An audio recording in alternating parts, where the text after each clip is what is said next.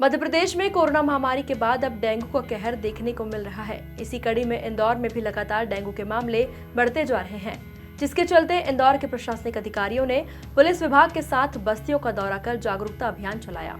इंदौर में कोरोना महामारी के बाद अन्य बीमारियां पैर पसारते हुए नजर आ रही हैं। इसी कड़ी में मुख्यमंत्री शिवराज सिंह चौहान द्वारा आह्वान किया गया कि 10 दिनों तक सभी प्रशासनिक अधिकारी, नगर निगम अधिकारी, पुलिस विभाग के सहित प्रत्येक जनप्रतिनिधि अपने अपने क्षेत्र में भ्रमण कर बस्तियों में जाकर डेंगू, मलेरिया सहित अन्य बीमारियों को लेकर जागरूकता अभियान चलाए, जिसको लेकर इंदौर प्रशासन एक्शन मोड में नजर आ रहा है।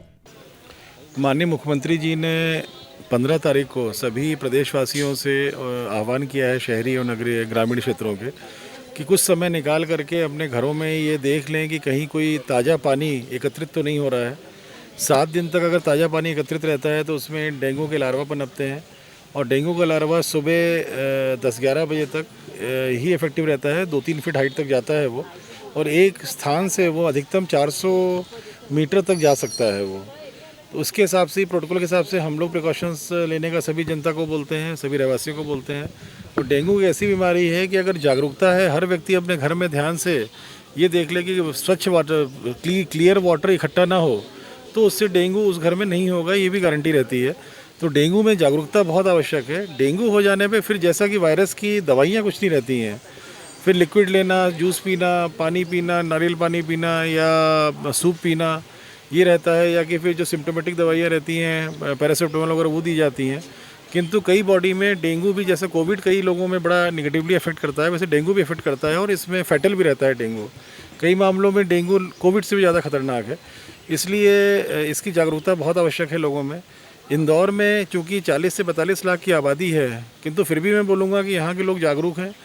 अभी हम लोग यहाँ स्लम बस्ती में पतरे की चाल, जो मालवा मिल चौराहे से पाटनीपुरा चौराहे आते हैं तो बाएं तरफ पड़ती है, मिल की भूमि पे यहाँ आए हैं।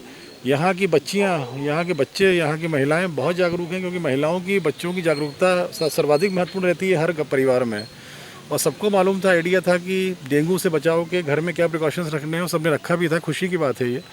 और जब इस तरह के क्षेत्र में ऐसी जागरूकता है तो स्पष्ट है कि बाकी जगह भी जागरूकता होगी, पर थोड़ा ध्यान देने की जरूरत है लोगों घर में। निगमायुक्त प्रतिभा पाल ने पत्रकारों से चर्चा के दौरान शासन और प्रशासन द्वारा चलाए जा रहे जागरूकता अभियान को लेकर विस्तार से जानकारी दी। आज से जो 10 दिनों की ड्राइव है वो बेसिकली इस चीज़ पे कंसंट्रेट की गई है कि सभी बस्ती क्षेत्रों को इसमें आइडेंटिफाई किया है जोन स्तर पर, और अगले 10 दिनों तक चूँकि डेंगू के केसेस अपने यहाँ थोड़े निकले हैं, इसके अलावा ये समय भी ऐसा है जिस समय डेंगू का जो फ्लो रहता है, इसी को ध्यान में रखते हुए ड्राइव पूरी प्लान की गई है। आज सभी जनप्रतिनिधियों ने, सांसद जी, सभी विधायकगण अपने अपने क्षेत्र की बस्तियों में गए हैं।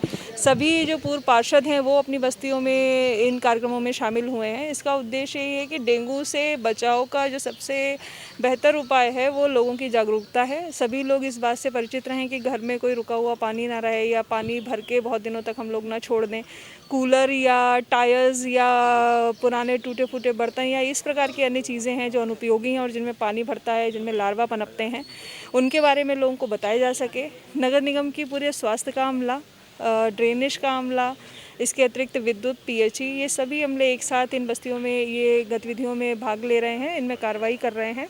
आने वाले समय में भी ये लगातार बस्तियों में ये कार्रवाई चलती रहेगी। उद्देश्य यही है कि जो फॉगिंग है, चाहे वो क्रूड ऑयल का छिड़काव है, ये सभी चीज़ें भी जहाँ पानी भरा रहता है या जल जमाव की शिकायतें हैं, पॉइंट्स हैं, इन सभी बस्तियों में हम लोग इनको टाइमली टैकल करें, ताकि आगे चलकर ये लार्वा डेवलप होकर किसी को इस बीमारी से ग्रसित ना करें।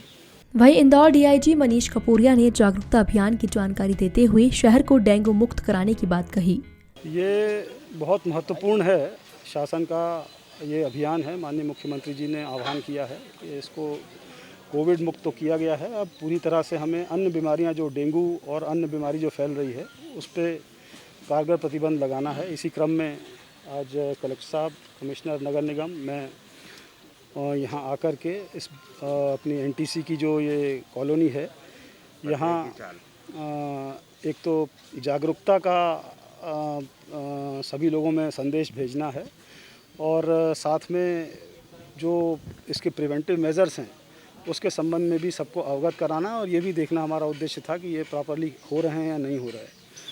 हर्ष का ये विषय है कि सभी लोग यहाँ पे जागरूक हैं, मतलब छोटे बच्चे और बुज़ुर्ग तक इस बात से अवगत हैं कि ये डेंगू किस प्रकार फैल रहा है और उसके प्रिवेंशन के क्या साधन उपलब्ध हैं। मतलब प्लेटलेट्स कैसे गिर जाते हैं, उनको रिवैम्प करने के लिए क्या उपयोग, देसी दवाइयाँ और इवन जो मॉडर्न मेडिसिन है कौन कौन सी उपयोग में लाते हैं। तो ये बहुत ही हर्ष का विषय है और मुझे पूरा विश्वास है कि यदि इतने जागरूक लोग हैं तो हम इस बस्ती में डेंगू तो एटलीस्ट नहीं फैलने देंगे। ये बहुत अच्छी बात है, लेकिन हमें अलर्ट रहना है और ये संदेश यदि लोगों के पास है तो वो भी प्रचार का माध्यम बने, स्वयं भी लोगों को अवगत कराएं, जागरूक करें, ताकि इंदौर को हम डेंगू मुक्त कर सकें। इंदौर की बात की जाए तो अभी तक डेंगू और मलेरिया से करीबन 150 से अधिक मरीज शहर में सामने आ चुके हैं, जिनका विभिन्न हॉस्पिटल में इलाज जारी है। इंदौर से मृदुभाषी के लिए चंकी बाजपेयी की रिपोर्ट। मृदुभाषी से जुड़ने के लिए वीडियो को लाइक, शेयर और सब्सक्राइब करें। खबरों के नोटिफिकेशन के लिए बेल आइकन दबाना ना भूलें।